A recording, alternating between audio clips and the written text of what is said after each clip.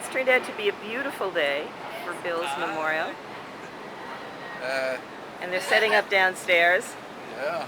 Yeah, you should go get how downstairs looks right now, just the chaos before everybody gets here. I think I will. So here I am up on Bill's outer deck with a beautiful view of the city, and I'm going to take the staircase down just to show you all the setup that's going on. So this was Bill's bedroom.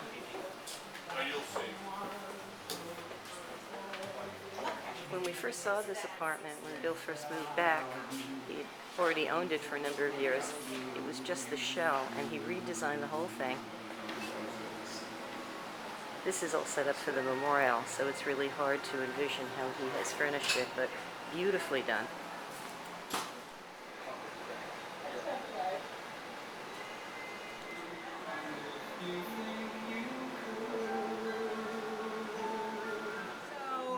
Welcoming guests now for Bill's memorial, and we had a rainy day plan because it was supposed to rain today, so we moved the party from the terrace down to the apartment, and to do that we had to take apart the apartment. And I know, Bill, wherever you are probably flabbergasted of how we destroyed your place, and I'm so sorry, but we wanted everyone here for your day, so we miss you. Tom is here. Bill, hi. Whatever they did to your apartment, I know it was really important, and I was around sort of helping with the plans. But I'll fix it. Don't worry. I fixed a lot of your things, so. When I was living in Italy, he met me in Venice, and he was there to just kind of, see his old stomping grounds and visit. But to save money, we were only there for a weekend. To save money, we had the same bedroom. Had the same hotel room, and he was mortified that he thought that people in the hotel would think that we were a couple. So he went out of his way to be like, "This is my niece. I need a second bed altogether. Like if it's in the other room, that's preferable." And everywhere he went, everywhere in this hotel, he made it very well known that we were not a couple. She is not with me. If there are any cute men out there, I am open and I'm here. But he took me to dinner once, maybe 3 years ago, and the same thing, Oh. same exact situation. Yeah, did he? First thing he said to the waiter was, "This is my nephew, not my boyfriend." Let's get the ground rules straight. Yeah. Okay. One of my, I met Bill through my husband years and years ago. They were work friends and then just became very close personal friends. And we're talking 35 years, probably 35 years or more. And I do remember in '93, when up at the house in Olive Branch, our daughter had just been born and she was just barely 3 months, and my husband Frank and I took her up for her first trip ever. And beautiful weather, we're outside in the pool, etc. And we have one of those baby monitors. And it was my first child and my husband's third, but back when he had his older children, they didn't invent baby monitors. And we were constantly like, "I don't hear anything with the monitor. You're monitoring the monitor," as William said. So he was mocking us and teasing us incessantly. He was like, "Oh my gosh, you guys, you are obnoxious," because we would go in and my husband would talk to me, "Okay, can you hear me?" Back and forth, back and forth. Baby was fine, but he just couldn't believe how ridiculous we were because we'd never had this baby before and never had this baby monitor, and we had a lot of fun with it. So yes, that was one of my fun memories. We were in New Orleans together. The man walked my legs off like a mountain goat. He could walk and walk fast. And you better keep up. Oh, yeah. Hurt my back, couldn't play.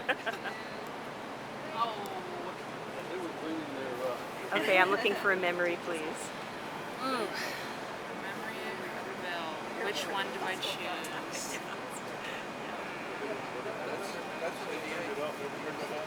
What about in Japan?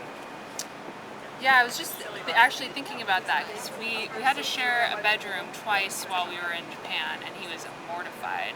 He did not want to be sleeping in the same bed as an 18-year-old girl and have anyone think anything. But one of the nights we had to sleep on in like a guest house type of thing. That was the only accommodations in this tiny port town, and we had to sleep on tatami mats. And yeah, Bill did not sleep that night. And the next morning, we both woke up just so miserable. And we ended up, that day we were in this little port town to take a ferry to this art house island. And we got there, and it was just the most fabulous place that I have ever been. And he had planned the whole thing to a T. And so we got to go from this like kind of a horrible night, and then we showed up in this dreamlike area. Yeah, it was heavenly. We spent that afternoon drinking wine, overlooking the inland sea, and looking at the most amazing art. That's one of the most special experiences I've had in my life, and with Bill, you know. It's a great visit. Hi.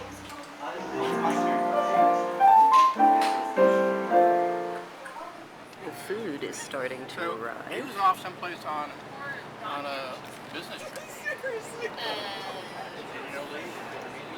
You ready? Yeah, I'm ready. So if you recognize this outdoor furniture here, when Bill first moved in, he invited Mike and I over for dinner.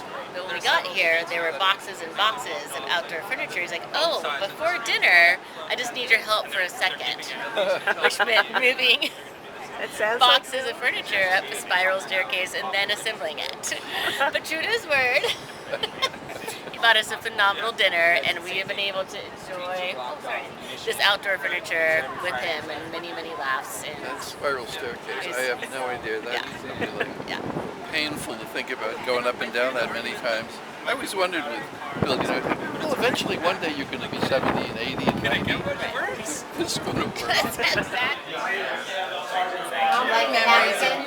got one. this is Chloe who's visiting. You got to play, Bill? Yeah. Thank you. Care for a shrimp satay? No, thanks.